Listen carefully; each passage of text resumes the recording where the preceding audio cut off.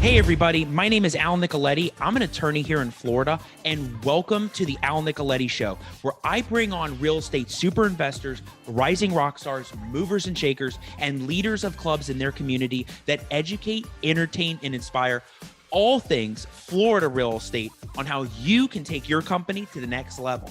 And it's all about Florida real estate because I'm bringing on big names to the show. And so far, I've had Pat Flynn, Ron LeGrand, Tyler Austin. And on my show today, I have another big name. Her name is April Juliano, and she has a huge team with her crushing the probate and all the other games in the real estate world. And she has been doing it for a while, and she's doing an amazing job. And I was so happy to have connected with her through Mark Juliano, her husband, and we'll talk about that. But on the show today, she's going to talk about how she made over $200,000 in her first year of wholesaling using creative financing, something that all of us have all heard about. But how did she do it? Where did she get it from? And how does she tackle it today? And explains it to everybody. Education is so important when it comes to this. And she's going to also talk about how creative financing works and what deals she's working on with probate and understanding the probate world with attorneys that can help on the creative financing world. She'll dive into her story and one of the things that she's working on right now. And she, of course, wants to leave with the big value because she loves telling stories and providing real life value on what you can do today to start generating business and how she uses time blocking and mindset on a daily basis to be successful. Something that all of us can take away from with understanding time valuation and what is worth it. Is the deal worth it? Is it not worth it? And it's so crazy because I met April from her husband, Mark, so randomly. Mark heard about me as doing all this probate stuff. And he finally picks up the phone and he says, I have to meet this guy. I have to talk to this guy. Mark calls me. I have no idea who Mark is. I'm like, yeah. We do this, we do that. And I finally sat down and I was so happy I met with Mark because it connected me with April and they are crushing it together. So on the show, I have April. Welcome to the show, April. Hi, thank you. I'm so glad to be here. It's an amazing introduction. Every time I've done these, like 22 so far, I'm always thinking of the thing that we have to talk about. We have to cover the stuff that you are the expert in, what you have learned, and you've been a mentor to many investors that I think it would provide a lot of value in explaining some of this creative financing. And you're always so bubbly. Every time we talk on the phone, you're always like, what are we doing? What's happening here? How do we get this done? And I love that mindset because that's what it is about in real estate, about getting to the next step. It's time valuation, and you know that. So for those of you that don't know you out there, because you're a big name, you are a big name out in the real estate world. I don't know. Oh, you are. Tell everybody who April Juliano is. I'm April, and I consider myself a mom first. Actually, I have three kids under the age of 5, and my husband Mark has been in real estate his entire life, and I've actually built several businesses throughout my life. I would say I was in finance. I owned a restaurant. And now I met Mark and I became a mom. And then he got me very interested in real estate, which I think is been my favorite thing I've done so far. I think I found my life calling. I absolutely love it. I've been having a great time. I would say that I maybe haven't been in real estate as long as Mark has. We were doing commercial development actually in New Jersey. He was doing it before he met me. We were doing it together. I've been in Florida for a while, kind of back and forth between Florida and New Jersey. I met him in New Jersey and then we came back to Florida. And I mean, the Jacksonville market, Florida real estate, we were like, we got to get in this now. We got rid of all our stuff in New Jersey. And so we just dove headfirst right into the Jacksonville real estate market. And I mean, it's been good to us. We've been having a great time. And so I would say I'm a mom and a business owner and a wife. And I also really have been enjoying, getting into helping others dive into real estate because, to be honest, it's probably the best investment that you can make in your life and a legacy that you can leave for your kids. And I'm just now kind of diving into it and realizing that. And I hope to provide that value for anyone and everyone in my life and anybody and everybody that I come across. So that's right. I remember that story Mark was telling me about. Like you, yeah, I think he was from Philly or Pennsylvania area, and then you're meeting in New Jersey, and then so you just kind of moved down. You're kind of recent Floridians in the sense of moving here to Florida. For those that are out of state, always considering moving into Florida, what prompted you to come here? What was so fruitful about Florida and the real estate market here that helped you come here? Well, so what's funny is that I was in New Jersey and out of college, I got a job in finance. And so I was licensed. I actually wholesaled financial products, which is hilarious because at the time I'd had no idea about wholesaling real estate. So, and most people probably don't know you can wholesale financial products, but that's the industry I was in. I was working for a Fortune 500 company, and they transferred me here to Jacksonville, which I thought the Jags were in Missouri. And so when I found out the Jags were in Jacksonville, I was like, oh, cool, I'll just go live there because I could have lived anywhere really because I was covering the whole state, but I chose Jacksonville. And that was in 2007. And so I lived here for, gosh, maybe 6 years as a single person, and I did finance. And I decided that I didn't really like the wholesaling financial. It wasn't really my thing. I built an amazing business here. I went from a zero producing territory to $1 million a month. And it was hard. It was so hard, but I learned so much. And at the end, I thought, I don't really want to do this. I want to go find my life calling. And so I bought a restaurant in New Jersey and I moved back to New Jersey. And I built a restaurant in New Jersey, and my husband, Mark, was a customer. And he used to come in every single week. And it took him 2 years, but he asked me out. The rest is history. And we got married, had a baby, and I thought, I can't do the restaurant world anymore. He's doing commercial real estate. I'm doing that with him, but we want to move somewhere warm. And I didn't want to go anywhere I didn't know. So I was like, let's go back to Jacksonville. So we just on a whim, moved back to Jacksonville. And when we got here, Mark was like, this real estate market is insane. I mean, where can you go in the entire country and buy houses as cheap as you can buy in a major city that's growing as fast as it's growing? I mean, it's crazy. And so we knew that that's what we wanted to do. And so that's kind of how the story started. So when you weren't in Florida, had you started anything real estate at all outside of Florida? So really your first experience really when you got here Yes, into Florida. And what was that one deal or like educational seminar that you maybe attended that you realized it was so hot? Like how did you just know, aside from maybe some of the websites, maybe Zillow or some, all the right. investors here, what did you see? Okay, so we actually didn't know anything about wholesaling at the time. And what's funny is that after I had actually, while I was pregnant with my third, so we have a 5, a 3, and a 1 year old, and I was pregnant with my third. And I'm going to give a shout out to Freedom Home Buyers, Obi, because I was pregnant and I was like, you know what? I'm going to look for a job. I'm pregnant. I don't care. I want a job. I had been home for a while, but I'd always worked. So I actually got a job and they hired me while I was pregnant. And I decided not to take it at the time because it was quite a bit of a commute. I was in Atlantic Beach. They're all the way over on the other side of Riverside. And it was just a little bit too much of a commute for me, but it got me looking into the wholesaling. And I was like, this is interesting. I like this. I've wholesaled financial products. Let's look into wholesaling. Well, at the same time, Al, as you know, my husband is a major networker, and he was talking to some guys from, w- uh, um, I can't remember his name. I'm sorry. Anyways, it had to It'll do with hit you all of a Tim sudden, don't worry. Bratz. Tim Bratz. Okay. Working with Tim Bratz. He was looking into all of that. And he met someone who also was doing wholesaling. And so it kind of like I was figuring out about wholesaling. He started figuring out about wholesaling. And then we're talking and we're like, how did we never know about this? And so we just kind of started looking into it. And I am a big person in like, you need education.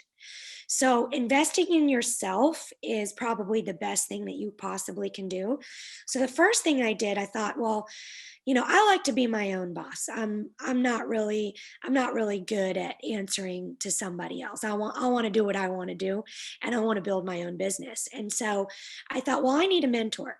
So I went out there, I started looking for a mentor. I got into a mentorship, a big name, probably a lot of people know and have joined. They're awesome. I love them, legit guys. Tom Kroll got into his mentorship and he taught me so much. And so what I did is it was probably, and we had been working on some deals before, and Mark did one wholesaling deal with another guy, and we're kind of getting into it, not really sure how we're going to launch our business, figuring all the things out. And so I thought, well, I'm going to just start cold calling. So I pulled a list, and literally the very first day that I cold called was the day we went into quarantine during coronavirus, Oh, March wow. 15th, I think. I can Wow. remember the day. Yeah. And I went to my garage and I got on a dialer and I just started cold calling. And I literally cold called every day for 5 hours a day for 4 months and didn't get any deals. 4 months cold called every day, 5 hours a day, Monday through Friday. Wow. So you took all of that time to do all of that, and there was no output or anything coming back to you. So Nothing. what did you so there's a lot to say in Yeah. this moment. There's a lot, because this is why, and I'm just telling you now we're recording, is that you and I are definitely going to be in a clubhouse room when we talk about this stuff, because it's not even just talking about real estate, but what I've learned is, and just jumping into some of the rooms on the clubhouse, is that it's a lot about mindset, because in those moments that you're doing all of this stuff, you go through ups and downs and ups, ebbs and flows. And, is this going to work? Am I putting too much time in it? Is this a calling for me? What do I do? When you're doing that for 4 months and there's nothing, like what are you thinking in your mind? But what also kept driving you? I know Mark's amazing, right? So I know Yes. he's probably right there with you, like keep going, keep going. That's number one driving force for sure. Yes. I But have a like, very good support. right, but internally, like, what is giving you that motivation to keep going? Because you get many investors that start this game, right? So one of the biggest problems is, they listen to you, they listen to people like Tom Kroll, they listen to other big names out there, but what they try at first is they do all of this stuff. They may do the mailers, and not to say that they give up, but they may be discouraged. Like, how did you keep encouraging yourself to keep moving? Right. So, I mean, that's a big thing. So, I've been lucky. I've built businesses before from nothing, and it's hard. You don't just, become zero to a millionaire in, 1 month or 1 week. And to be honest with you, 4 months really isn't even that long, but I know that no matter what, if you don't give up, you will be successful, period. I know that it works. I believe that it works.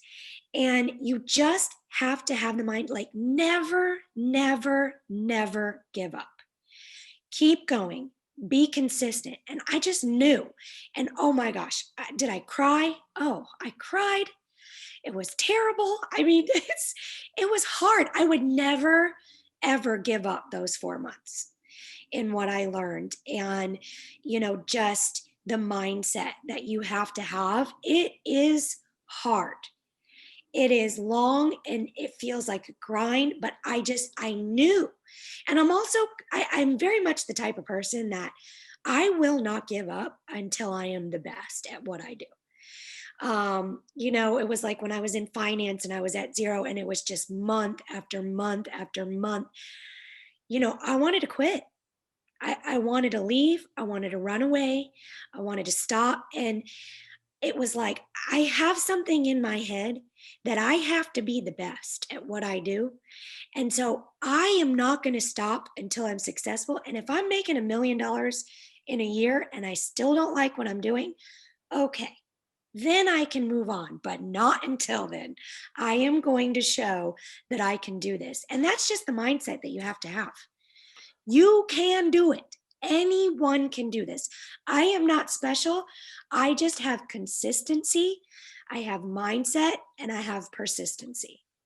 And it's funny hearing those things because when I'm in the clubhouse room with the Tom Coles, the Matt Andrews, all that those big names in there, it really does come down to those core principles of consistency and follow up and not giving up, but things that you would say, oh, there needs to be a playbook for this, right? Like there must be something like a manual on this, but really it comes down to simple concepts and consistency and following through and just keep going. Like if you keep going, you'll find a way to make it work. And you may not fit that niche that you're in. You may find I don't really like that niche that I'm in the real estate world, but I like this one better. And there's Mhm. so much to be said about mindset. The more I do these, I bring people on like you. There's so much because you're a mom too. You're super mom. And so there's dealing with the kids and then, dealing with the real estate. And then thank goodness you got Mark too, the support. It's just everything comes together. And that is a big thing. That's a great question too. So, you and Mark, husband and wife, but at the same time, it's a partnership, right? So you're not just the marital status, you are the business partnership. Like, how have you done that? Because not many husbands and spouses can really work together. Like it really takes something to maintain that partnership and separate the hats. And what have you done to help make that flexible for you both?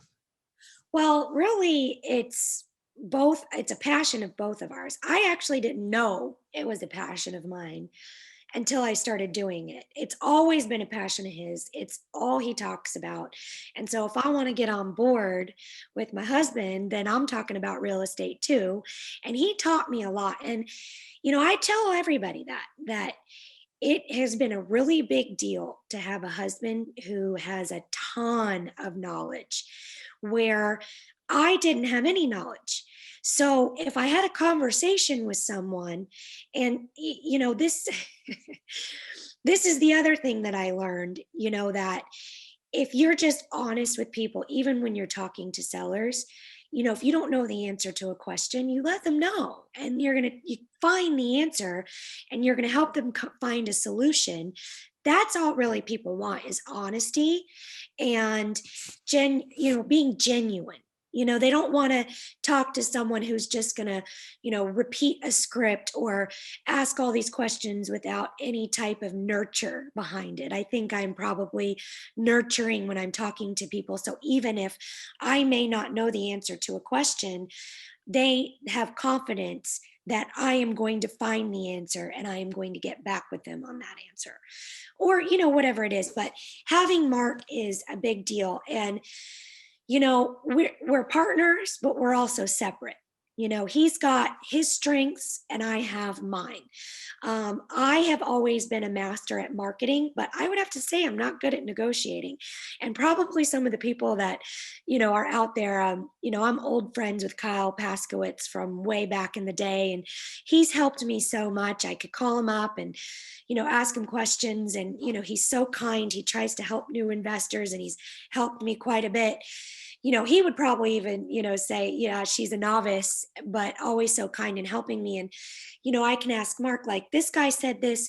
What do I do? What should I say? Or, he could even help me with, comping a property or saying, no, this takes more renovation than what you're thinking, or it's way less than what you're thinking. So having him, and it's fun for us because we both really enjoy it. And so it's a topic of conversation constantly at the dinner table. So it's not just work, it's fun. We do try really hard to make sure that when we're done, we time block. So at 5 o'clock, I do have sellers that maybe want to call me at 5:30, and I really can't do that because I have three little kids that also need me. And so we try at 5 o'clock for work to be done. But if we want to have fun conversation about real estate, we will, but just not work. We're not going to get into an argument or bring up finances or, anything like that. So time blocking is a big deal. It's a tough balance, I'm sure, because not many husband and wives can actually work together on the things that they're doing. I mean, it's just it's hard, and I mean, Yeah. I can't relate to it, and but I've seen so many others that have tried it, and it's just difficult. They step on each other's toes. They're getting in Right. the way, and it starts getting to the dinner table, and it's not good.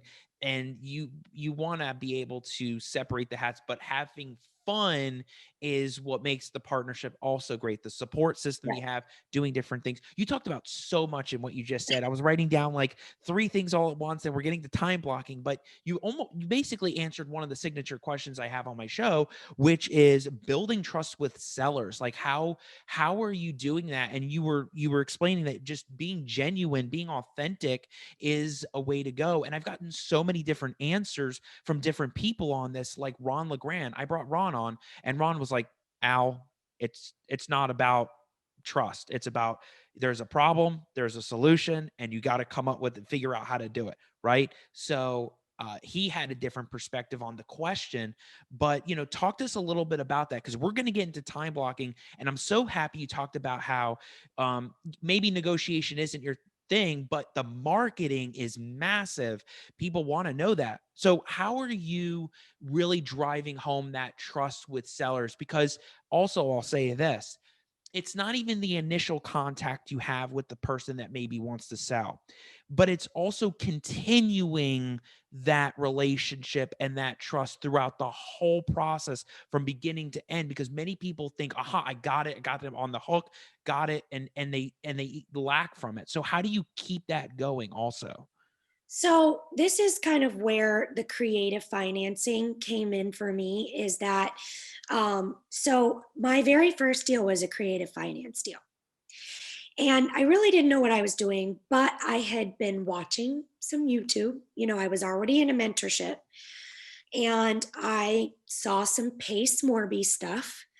And I kind of had just been listening in the back, but I'm really trying to focus on learning my one thing, like mastering this craft before trying to move on to the next sort of thing.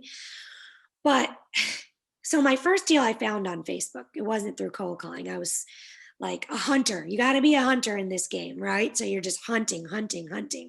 So when I would get off the phones, I would just scour Facebook, scour Zillow, FSBO, all that kind of stuff. And I happened to reach out to a homeowner off Facebook, and I got an appointment. And I went out there, and it was a husband and wife, and the mother owned the house. Very, very nice people. And they had been, she owed more than probably what the house was worth as is. So they were really just trying to figure out how much money they had to come to the table with. Was it $1,000? Was it $2,000? Was it $3,000? Or could they make a little bit of money? I really didn't know what I was doing, but as I was sitting there, something that I heard Pace say popped into my head, and I mentioned creative financing, like maybe purchasing the home subject to the mortgage while we're fixing it up and then paying it off at the end when we're done renovations. And it's going to save on lending costs, right? Right. So we could actually come with a little bit of money to the table. So I I just mentioned it, just kind of mentioned it, but didn't know what I was doing. And they loved it. And they were like, well, you're the first person that we've talked to that we're actually, and don't get me wrong, it wasn't a lot. It was $2,000 that they were going to get. But I was the first person that they were actually going to get money, and they weren't going to have to come to the table with money.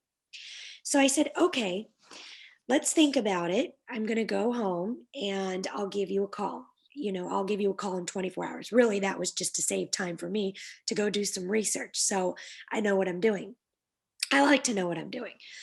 So immediately I came home and I got on Facebook and I got hooked up with somebody locally. And again, we all know each other's names here. It was Nate Claire. He helped me out. He had done a deal like this before.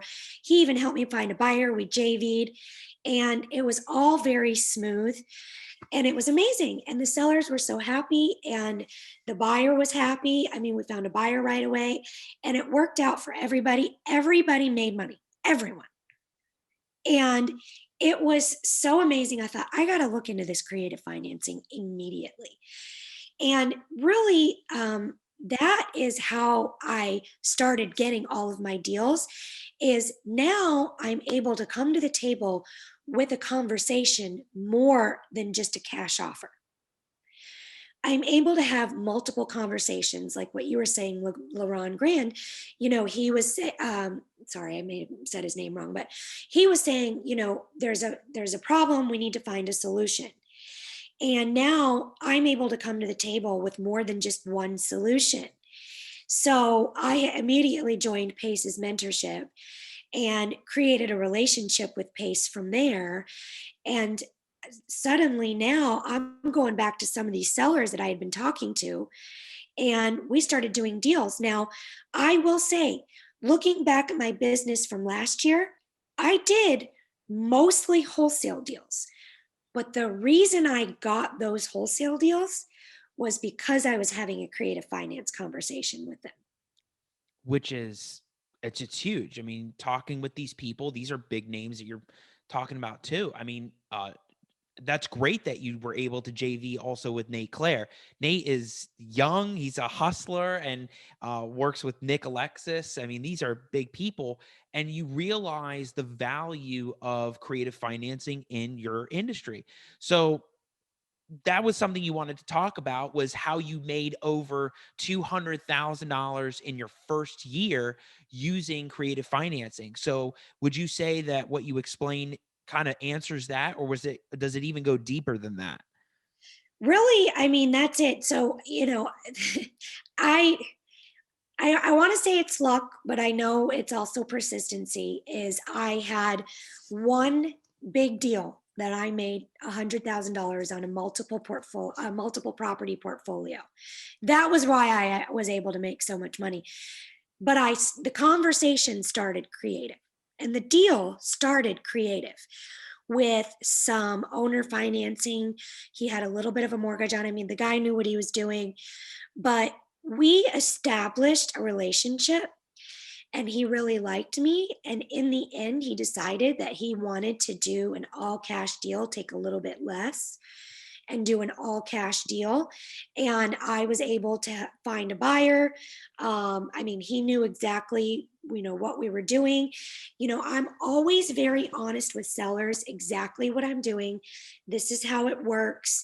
I always try to be very upfront.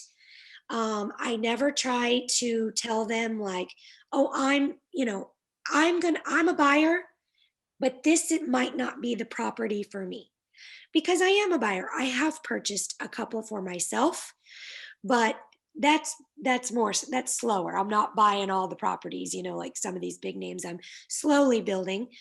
And I tell them, but I have buyers, or I could help you, finance this creatively. We could do this. And so it's really just that's how I work. I establish trust. I think I'm nurturing. I only work in Jacksonville. I'm not a virtual wholesaler. I'm not saying that I won't be. I actually would like to look into that for 2021. I have a sister in Tulsa, so I'm looking into the Tulsa market. And I would like to get into that. But one of the ways I've positioned myself is being local. So if somebody's like, "Who are you?" I'm like, "I'm April. I live in Atlantic Beach." And they're like, "Oh, hey, April." So it just positioning myself as, hey, I'm local. I'm a mom. I have 3 kids and I'm an investor and I'm looking for properties to buy. And if I don't buy this property, I can help you find someone that will. And I'm going to make money. And so are you. Do you know Eric Perro? I don't. Okay, so I'm going to connect you with Eric Perro.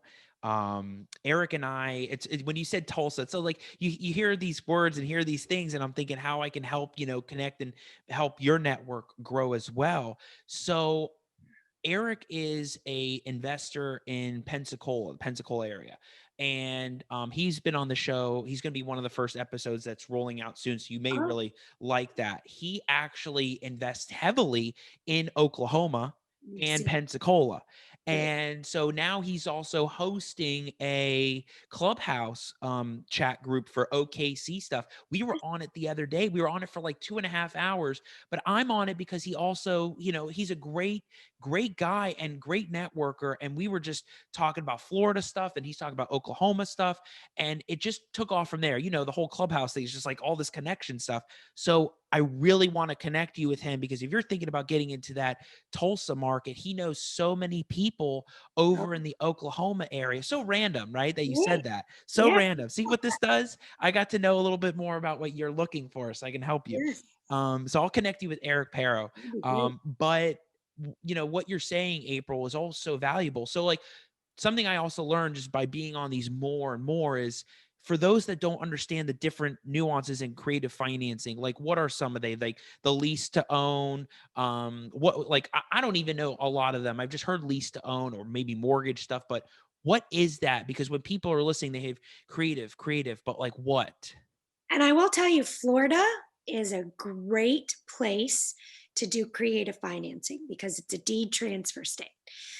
And so, you don't have to go through some of the nuances that you have to go through in some other states. So, creative financing is owner financing. So, someone owns their house free and clear. You can owner finance it. You can actually get the owner a lot more money, maybe closer to retail value than they would get for a cash offer because you don't have to put as much money up front. Purchasing homes subject to, where there's the mortgage is still on the property and you're paying the mortgage and there's some cash flow for a good rental.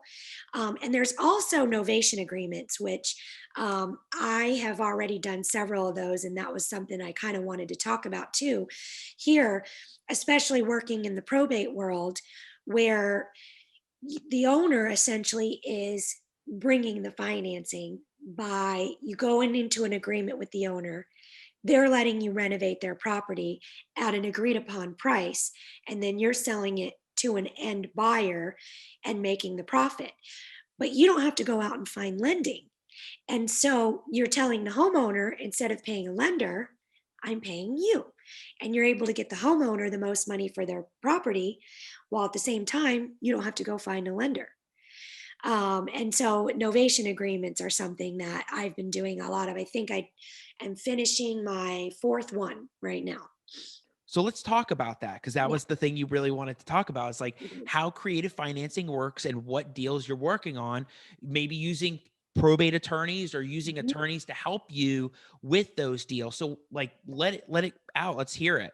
So everybody talks about probates. Obviously, probates is great for wholesale. Everybody's reaching out to probates, but I think what people are missing are the probate attorneys because a probate case's first point of contact is the attorney, right? Someone passes, the heir lives in New York. They've got to find a probate attorney.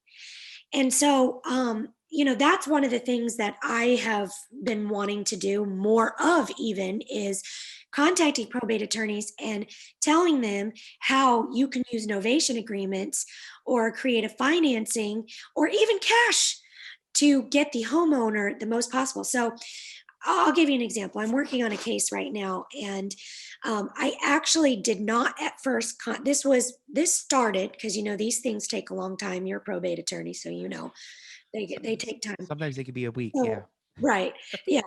The first point of contact was probably back in August because I decided I need to get into this probate game. So I started mailing probates, and I first this lady first contacted me, and she lives in Fort Myers. She's in her 80s. Her brother had just passed, and her brother actually had a nephew that was living with him that was disabled. and there's no one else here in Jacksonville. And so she's telling me this story, and they're just starting the probate stuff right then, right? So, we go, she's got several offers. We're looking at the house, and I start talking to her about a novation agreement. And I said, a novation agreement is when you allow me, we go under agreement for a price. And really, the price isn't much different than a wholesale. Maybe if the as is condition is 70, you can get it under novation agreement for 80. It's really not that much of a spread. But for someone who doesn't need the money right away, I mean, that's $10,000 that you're not having to pay a lender, that you're able to give to the homeowner. And I explain all of this. So she says she loves the idea. She says we got to wait for it. It does need to go all the way to the end, because you don't want to be making renovations and then a creditor comes after and you lose your money. So it does need to go through to the end, the 90-day creditor thing. And then during that time, I offered to help have a estate sale. So I helped her. So there was the disabled nephew that was living in the house. I was calling the disabled nephew on a weekly basis. I was helping him sell all the items in the house. I was helping him clean the house. I was helping him, settle some of the bills that were being, paid. I was helping him find a new place to live. So as I was doing all these things, I was like, wow. And of course, this is time, but this is also something that people need. It's a service that people need. Now, I'm not in the game of helping someone do all those things unless I'm going to get the house. I'm not trying to be selfish, but that's not my primary job. But I did have an agreement with the homeowner, and therefore I'm helping the homeowner. So I thought, well, I got to reach out to the attorney and tell the attorney exactly what I'm doing. And so it came to me like, well, this is what we need to be doing, is reaching out to these attorneys and saying, this is what I'm helping homeowners do. Right. So I'm not just buying the house. I'm also helping, change locks if locks need to be changed. You can call me if you need to help with an estate sale. You can call me if you need help relocating pets.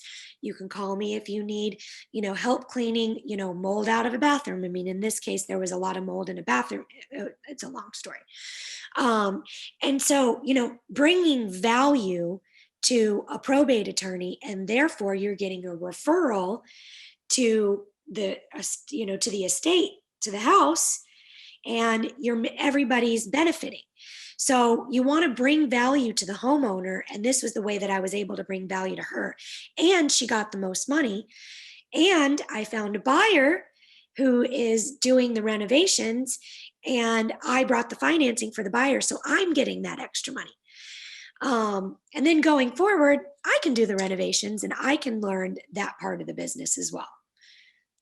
There's a lot in what you said, and there's a lot of different things. That's the creative side to it. But you have to also, it's tough. You have to want to do all of those things too and understand the end goal at the same time. So like, when you do them, you have to think through all of these different tasks that you're committing to, that you can help the homeowner in or help the situation in by making those offers as well. And I think that's tons of valuable content for those new investors or seasoned investors, however they look at it, that can work on these creative financing deals. And you providing that is just valuable for people. And it's interesting when you talk about novation. The last time I heard the word novation, I think it was either law school or when I was studying for one of the bar exams. And it was like that one topic that really never comes up. And I remember the professor teaching the class, like, if you see novation, just don't even go there. You don't ever really use it. But then here you're using it. It's like, there's a use for all of these little tools in the world. Can you explain like novation in the investor perspective? Sure. So obviously I learned all of this with Pace, and he's an amazing mentor and gives you all his resources, and was able to hook me up with an attorney in Florida that we were able to kind of work through the paperwork. It is very important that you know what you're doing, and that you also, I was able to speak to other people who have done these before and get their experience as to some of the little nuances that need to be done in order to protect you legally, as far as liability and insurance, and what needs to be done in the paperwork and how it needs to be signed, and there's power of attorney. So there's a lot. It's not just something that I would say you go into lightly, right? So as far as what the novation agreement is that you're entering into an agreement with the homeowner. And I would say it's almost like a wholesale, when you go in and you do a little bit of renovation and then you sell it. It's very similar, but it's a lot more legal, and you're protected a lot more through the actual novation paperwork, the novation agreement, and you have to have all that in place. There's certain things that you need to do, certain nuances, like extra layer of protection, signing memorandums, but making sure you don't just file a memorandum. So many people do that. It's illegal unless you have homeowner permission. So all of that has to be in the paperwork. And so I was lucky to have a great mentor. I did all my due diligence. I talked to several people who had done these before I entered into my first one. And luckily, I entered into it with an amazing homeowner, and everything went smoothly. And I've done a couple more since, and everything's going well. You really do have to know what you're doing. But if you do, and you can bring this, solution to a homeowner, it's amazing. And especially for a newer investor that maybe doesn't have the track record to get private money lending, they can do a novation agreement and do the renovations and sell the property, and they didn't have to go out and get private money, and then they have a fix and flip under their belt. So it's getting creative with the homeowner, and being able to offer a solution. Now, it doesn't work for everyone. Maybe someone, they don't care about the extra money, they need the cash now. That's a totally different situation. I'm just trying to bring the most value to a homeowner, to a seller, that I possibly can, explaining all the different nuances, and anything that can happen during the process so that they can make the most educated decision. I try to educate, basically.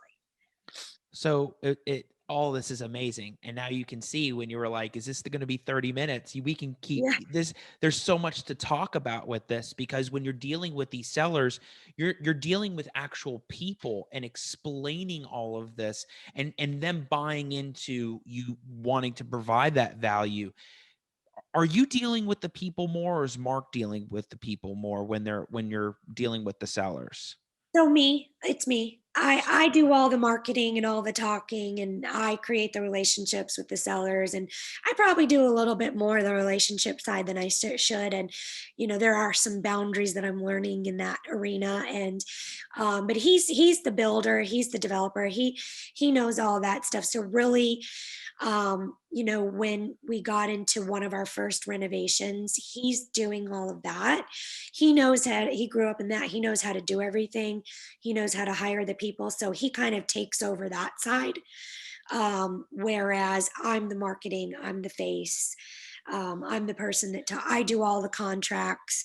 I talk to title. I have a relationship with the title company and all that. So So that being said, half the battle of just doing real estate is also dealing with the personality of the people. And so, how are you able to manage the different personalities, the behaviors, the struggles, the closures? They get open, then they close, they get cold feet. I mean, there's so many behaviors and different things about people and their personalities. They can just be impatient. They can be non-responsive. Like, what is that mindset for you when you're always speaking with these sellers or whoever you are speaking with? It may not just be the sellers, it may be the people that you are working with to get the deal. How are you dealing with just so many different personalities? Because yeah.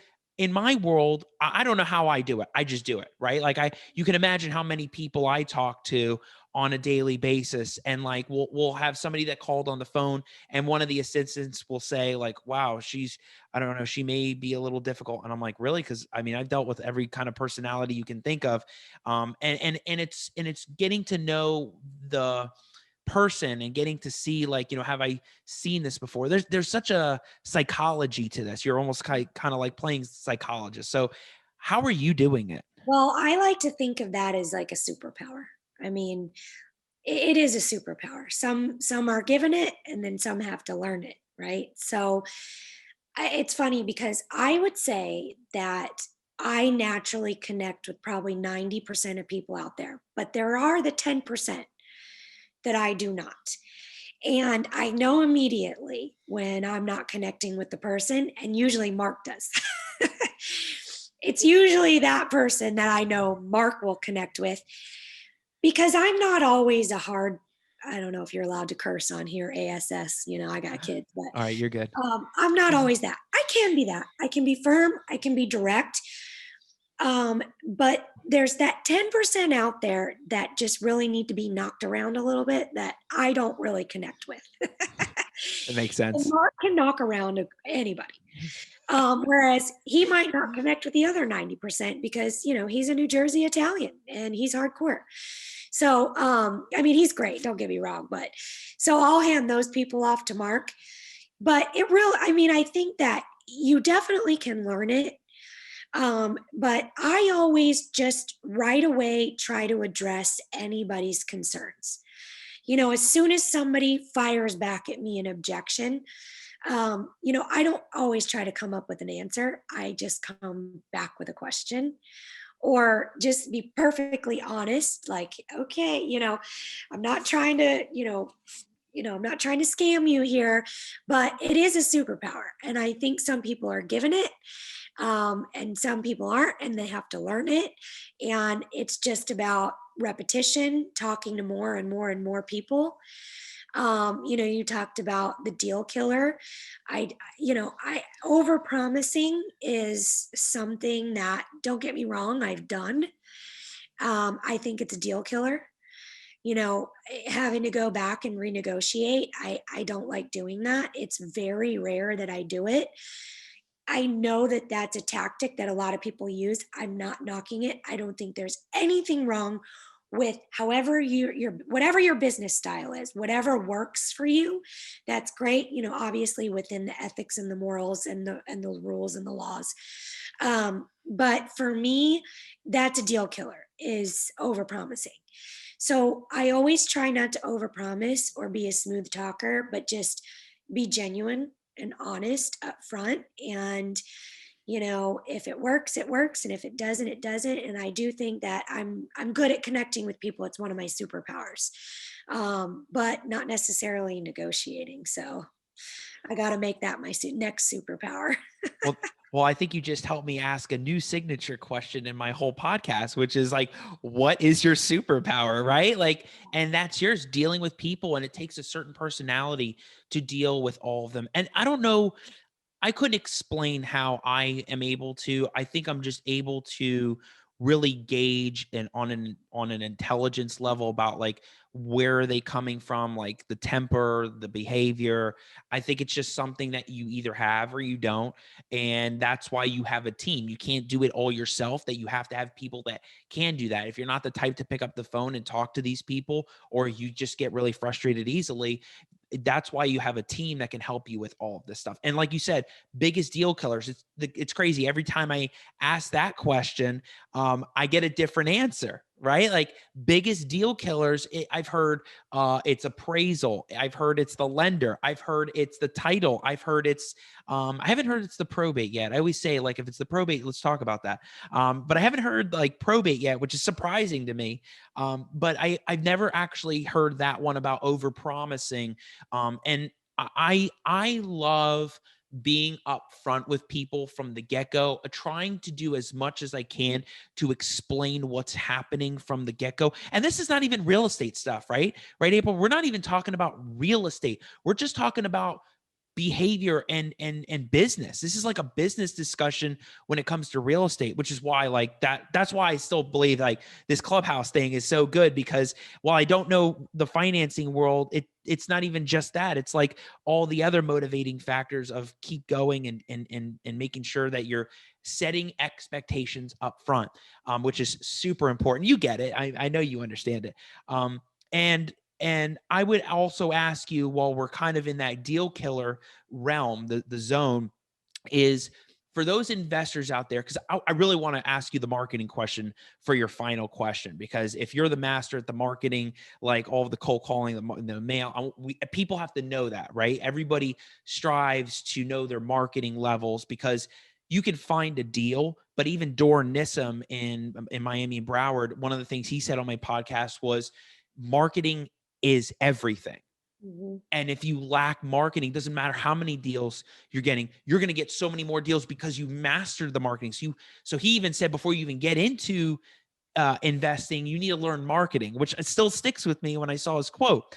But for you, what is one of your most important tips to lock up a deal, to lock up that contract, whether it be quickly or just to really get it down? Maybe it's just getting everybody and then sending it to title and just saying, let's figure it out later. What is the April Juliano tip for locking up your deal? So, really, I always tell new people that haven't gotten their first deal, don't make your first deal your goal. You make your activity your goal. So, every single day, you have a goal for what your activity is going to be. So, when you're first starting, it's got to be marketing. So, for me, it was cold calling. I made my goal that I was going to cold call 25 hours a week, no matter what, come hell or high water. Right? So that was my goal every single week. And no matter what, I had to hit my goal. So if I can get in the mindset that activity is my goal, how many sellers I'm going to talk to, how long I'm going to be on the phones today, um, you know, you have to time block. How long am I going to talk to buyers? How long am I going to spend marketing this particular contract? So really, your activity needs to be your goal, and you will lock up a deal. But if you're trying to think like, I got to get a deal, I got to get a deal, I got to get a deal, then your mindset isn't in the right spot, right? You have to get in the mindset that activity drives the deals, kind of, I think, like what Doran was saying, that you have to market. And until you start getting those deals, your activity is going to be marketing, marketing, marketing, marketing. And then you got to make sure you're also following up, following up, following up, following up. So, how long am I going to be marketing? How long am I going to be following up?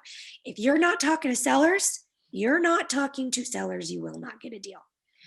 So, I always recommend to new wholesalers, think about activity. If you have a full time job and you're doing this on the side, how many hours a week do you have to devote to it? And however many hours a week you have to devote to it, that's how long you want to be trying to talk to sellers. Whether you're just on your phone calling, for sale by owners, whether you're on Facebook calling for sale by owners, get on that phone, make talking to sellers and your activity your number one goal to lock up your first deal. And it will come. The deals will come if you have that mindset. I think Ron even said something like that on the show about you just got to talk to them. You got to talk to the sellers. He was also starting to like all the social media stuff that's been going on, even though he's not doing that. That's not like what his forte is. I mean, he's really good with the seller calls and get on the phone. But I think he even said the same thing, April, just being able to talk to people, talk to them and figure out what their needs are, wants are, and if things align between what you can offer them, then everything makes a ton of sense. But I would also ask you this is, there's so many marketing strategies out there, so many that people, investors, new investors, realtors, whoever it is that are going after deals that they invest in, whether it's direct mail marketing, it's cold calling, it's all the texting, it's creative stuff, maybe door knocking. There's so many things out there. I would ask you, one, what is your advice to those that should focus on obviously what works for them in what they do. But what have you seen, not just with yourself, but what have you seen with other investors that has worked in terms of getting the attention of sellers, whether it's lately or during COVID, or what is that? So that's that's a loaded question because I truly believe that there's no such thing as a too saturated market or a too saturated marketing channel. Okay. Or texting doesn't work, cold calling doesn't work, door knocking. None of that matters to me. There's no such thing as that. It's consistency.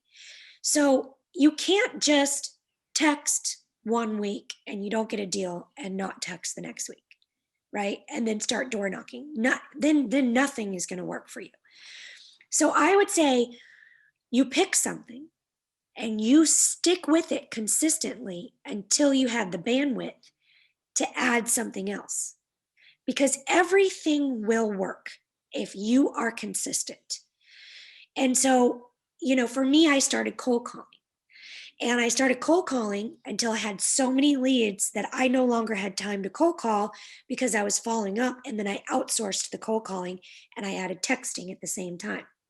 Right. Right. So now I'm cold calling and I'm texting and I'm following up.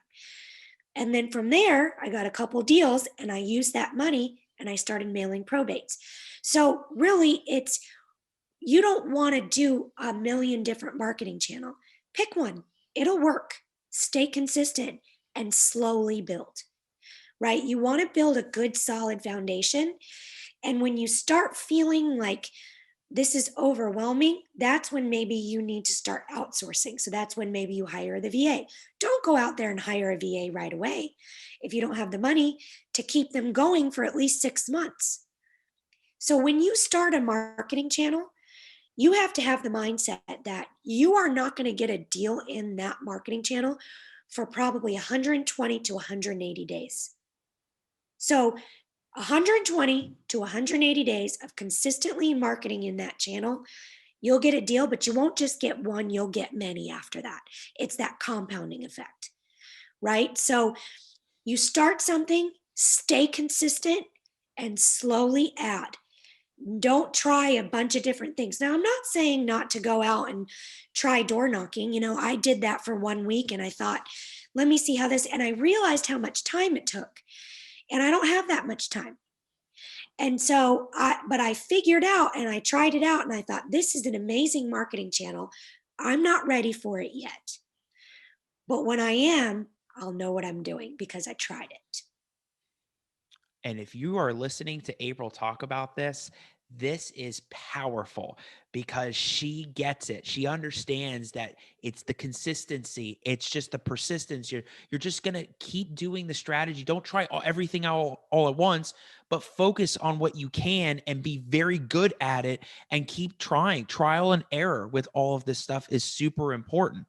I felt like you were almost talking to me in a way. I feel like, I heard somebody on Clubhouse, or some guy was dropping a gem and everybody chimed in and said, wow, I felt you're talking to me. I feel like you are talking to me when you talk about don't try everything all at once, like focus on the things that, you can do that will work and just be consistent at it. Because again, it doesn't even just apply to real estate. It applies to business. It's all about business. Half of this is business. The real estate's just the deal, and everything else is a contract, is a closing, is communication, and just talking with people.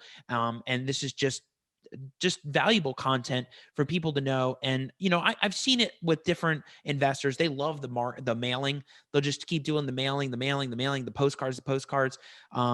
And it works for some, and some love the cold call, and some love the other stuff. But at the end of the day, once you find out what you do and you provide that genuine, authentic relationship with the sellers, just talking to sellers, and that is just what works. So I'd say this, April, one of the things I'm big about on my show is making sure that I can help provide value for your network, for building relationships with others, And I would love for you to talk about, like, who are you looking for to reach out to you, to connect with you, to talk about some of this stuff. Maybe they could JV with you. Yeah. There's so many people on this network that'll see either the little clips or the giant audio, which will be on iTunes and Spotify and all that good stuff that you can help work with people. So who are you looking for and how can they find you? Thank you. That's exactly. So I want to work with other wholesalers in the creative finance arena because I don't care if you're a real estate agent or you're a wholesaler. Everyone has a property that maybe has little to no equity, that the homeowner still needs a solution. And when it comes to creating creative finance, you really should know what you're doing. And I have been making that my focus for the last year. I've gotten all my paperwork together. I've done multiple creative finance deals. I continue to educate myself in that arena. And so I'm looking for other wholesalers to work with. Maybe your dead leads that you can't really do anything with. There's no equity there or whatever. Come to me. I want to work with you. I want to try to turn those dead leads into cash, and provide another solution for the homeowner. So I really want to position myself in the Jacksonville market as the creative finance guru. Someone that you can easily reach out to help with paperwork, to help structure deals, to talk to homeowners about it. More often than not, most of my creative deals, the homeowners have been spoken to about creative finance, but people couldn't answer their questions like I can. Because I really know what I'm doing when it comes to creative finance. And so they end up doing the deal with me and not with the person that spoke to them before, because I had an answer for every one of their questions. And so I can be that person. So you can reach me on Facebook. It's April and Mark Juliano, or just if you search April Juliano, it's a picture of me and my kids.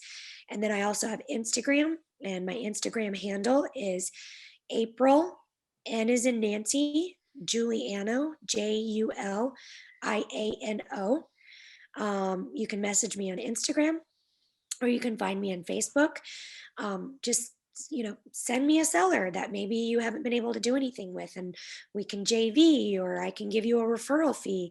But we can talk about that. But I'd like to be the creative finance person that you can come to if you have any questions or need help with a deal.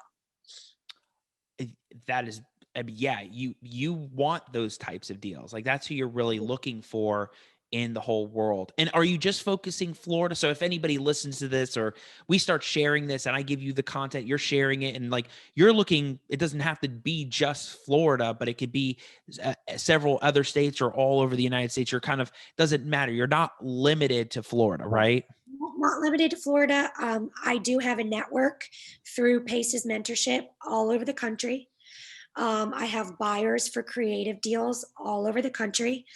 I have boots on the ground all over the country. So, any deal, anywhere, come to me. I'd love to help you out or connect you with the person that can. And April, I was also looking at this. I didn't want to forget about talking about this with you. And if we already kind of went through it, that's okay. But I know you wanted to talk about time blocking and mindset on a daily basis to be successful. That may be a gem that you can really help people with right at the end of this Yeah. podcast. Was there something that you really wanted to drop, a golden nugget, when it came to time blocking? Because everybody needs to have those boundaries and have that, not just be zoom, zoom, zoom, all in on doing this. You just got to time block it. So what Right. is that value you can provide Well, there? everybody talks about analysis paralysis. Like, you can get to your computer when it's your time, to work your part-time job, or maybe you're doing this full-time, and you can get there and you just don't really know what you're doing. And so, one of the very first things I do when I start, because I work by myself pretty much. I mean, Mark's here, but sit down at my computer. I might not feel like doing it, might not feel like talking to a seller, I might not feel like cold calling. So I get in the mindset. I call it my team meeting, even though it's just me, right? I have my VAs, but they're far away. Um, and I might watch a YouTube video. I educate myself. I call a friend and to talk about real estate. So I get in the mindset, I take 30 minutes.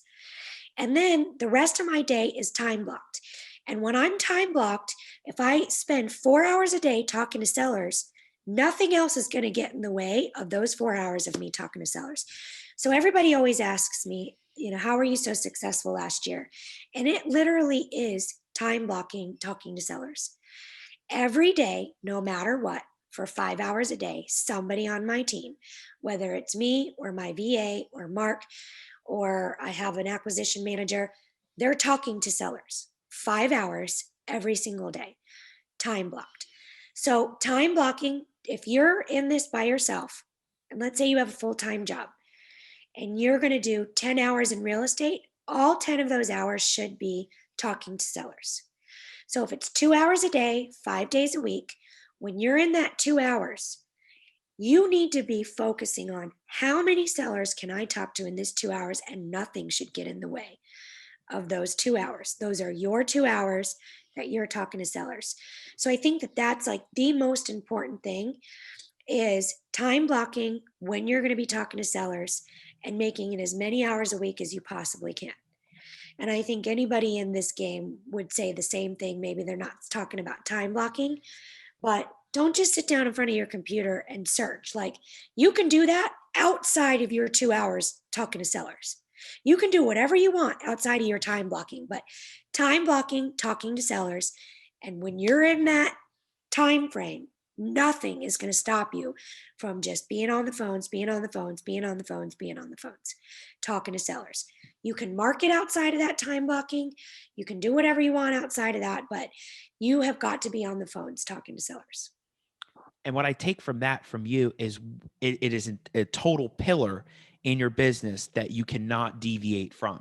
You have to, no matter what point in time of your day, there has to be something devoted to just talking to sellers, right? That's a pillar. Like, you can be flexible with other things, you can be flexible with marketing, but that is a must. And that is the whole idea of time blocking and being able to really zoom in and narrow in. That's kind of like work too, right? Like, you got to get work done on this. There's nothing that's going to keep you away from doing this, and that is what you're going to focus on. That is a strategy, because that's almost being consistent too, right? That the time blocking makes you consistent in following through on the very task that you're doing. So it's a brilliant strategy for those out there. And April, as you're talking, I already know what we're naming this, the clubhouse room. We're just going to call it like Mega Focus, Creative Financing and Time Blocking, or something like that. I figure that'd be something that'll get you, because people will dive in. People, that is a way to help, get people to want to connect with you, right? That's the whole goal of this. It's not just me just talking about how, you can crush the probate world. So again, thank you so much for coming on. I love talking to you. Every time we're texting or calling, we got something going on, and it's always so much fun. And as I kind of told you, I was like, we can go on for an hour. And next time, I'm building out my studio. So the studio is going to be done. I don't know if it's April or it'll be May or June. But I'm developing it so where it's a table where I can have conversation. So then I want Mark there so bad. I think it'd be so fun having Mark there and talking both of you, having both of you with the cameras and everything. So I can't wait for that, because you can imagine how much discussion there is in just an hour. You can go on and on. So I really thank you so much for coming on, for your time. I love it. All right. All right, April. Thank you so much. Bye. Okay, everybody. If you want more content like this, make sure you check out the Al Nicoletti YouTube channel. I have tons of content, and all the podcasts are going to be produced out there. Content on probate, quiet titles, partitions, and of course, the podcast with April Juliano talking about the creative financing world and how you can crush it, and connect with her about all of this different stuff so that you can really dive in the real estate game. And of course, I have all the other podcasts with Pat Flynn, Ron LeGrand, Whitney Ritchie, Tyler Austin, and some big names like CeCe Underwood. lots of them out there that you can catch on different topics and different niches. So make sure you tune in to that. And it's also on iTunes and Spotify. So make sure you subscribe to that. But you can also find me on Facebook at Al Nicoletti. And I will see you next time on the Al Nicoletti Show. Take care.